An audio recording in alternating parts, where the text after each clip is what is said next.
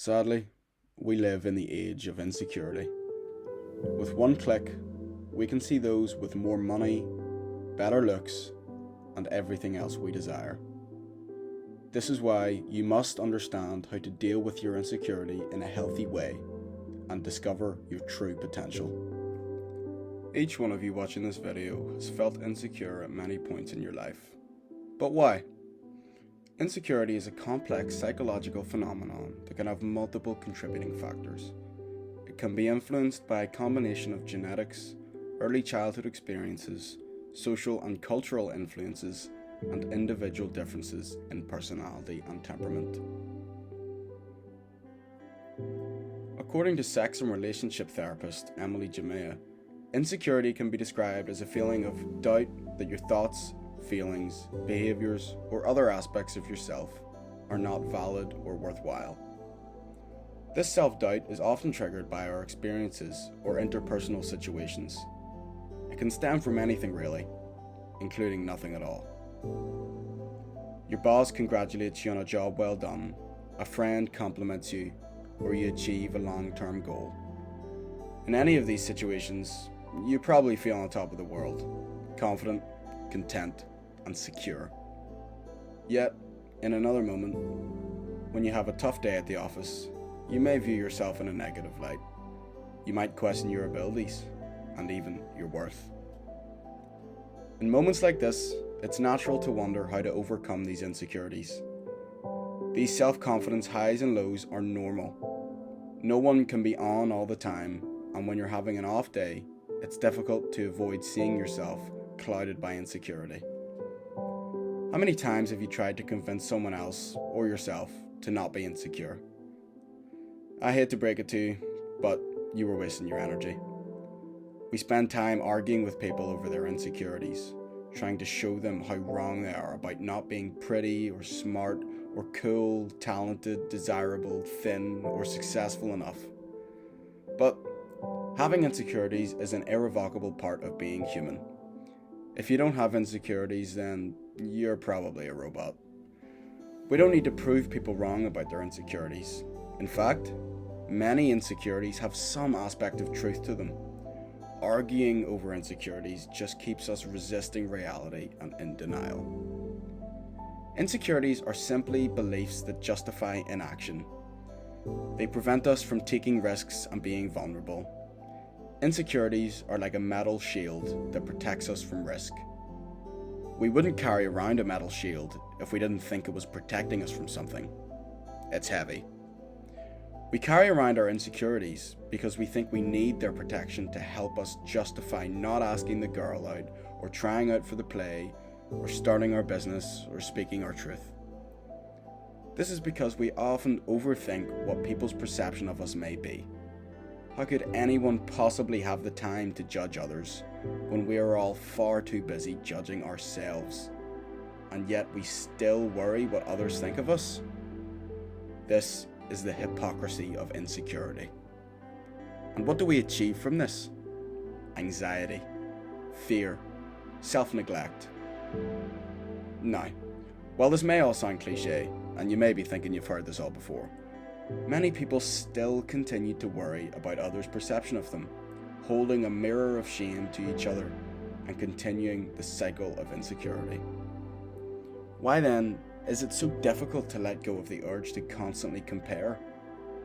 Many of us are aware that comparison is the thief of joy, yet we cling on to the demons of insecurity to remind us that we are inferior. Whether it's about looks, money, skill set, or anything else, the inclination for comparison is natural, yet it will eat you from the inside out if you let it. Mental suffering is the worst a human can face, because no one can enter our mind and rescue us, and so you are left as the captain of your fate and the master of your emotions. It is vital, therefore, that you understand what is out of your control. We do not choose the thoughts that roam our mind, and so by understanding that we cannot control the thoughts we have, it allows us to deal with them and not suffer at the hands of an uncontrollable force. If you can control it, change it. And if you can't, Why let it have any effect on you at all? Seneca, an ancient Greek philosopher, tells us that we suffer more in imagination than reality.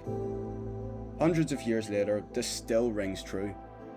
You must let go of the impulse to suffer in imagined troubles. You must let go of shame, let go of embarrassment. This is the path of true freedom and peace within the self. This is possible through practice. Every time an insecure thought attempts to poison your mind, you must remind yourself of the pointlessness of giving in to the power of insecurity. You will not be truly happy until you let go. What is an insecurity for you may be a point of envy for another. That thing you're ashamed of, nobody notices. Nobody cares. And if they do care, if they do judge, then their opinion means nothing to you, and it has no value occupying space in your mind. If you allow their negativity to infect your mind and take up space in it, then haven't they won? Nobody cares as much as you think. Now, that can scare and depress you, or you can use it as a weapon to defeat your insecurities. Perspective is everything. The only way to beat the demons that chase you in the night is to stop and turn around. Nothing changes if nothing changes. Be active in your fight against your insecurities. Face them head on. Never strive for perfection. Instead, make the conscious decision to not let your negative thoughts have any real effect on your state of mind. These thoughts are inevitable. It is how we process and deal with them that matters. The feeling itself is not the problem. We have the same choice to move towards our values, whether we feel secure or insecure. We can feel insecure at times and still move towards being honest, authentic, curious, empathetic, assertive, and kind. You can either let your brain be a catalyst for these harmful thoughts, or you can accept that insecurity is a part of life, and the only way to truly defeat it is to accept it for what it is and choose to pay it no attention. Never judge yourself on what others think of you, because you have known yourself for the longest, and you know you better than anyone. The reason we think we need the protection of insecurity is because we think that if we fail, we are a failure. If we get rejected, we are unworthy. If we lose, we are a loser. But this isn't so. Failure, rejection, and loss are a necessary part of self-discovery. They are an incredible opportunity to do the inner work of releasing false identification with external validation. Failing doesn't reflect anything about who we are. Being rejected doesn't reflect anything about who we are. Neither does losing. We are still pure potential, no matter how many times we fail or lose or get rejected. We don't really go after a dream so that we can win at it and get validation. We go after a dream because it gives us endless opportunities to grow and discover who we really are. Failure, rejection, and loss are good. They help us grow. There is no use in fearing them. You will learn true self-confidence and inner peace once you understand and overcome the meaningless cycle of insecurity. This is how you become the master of yourself.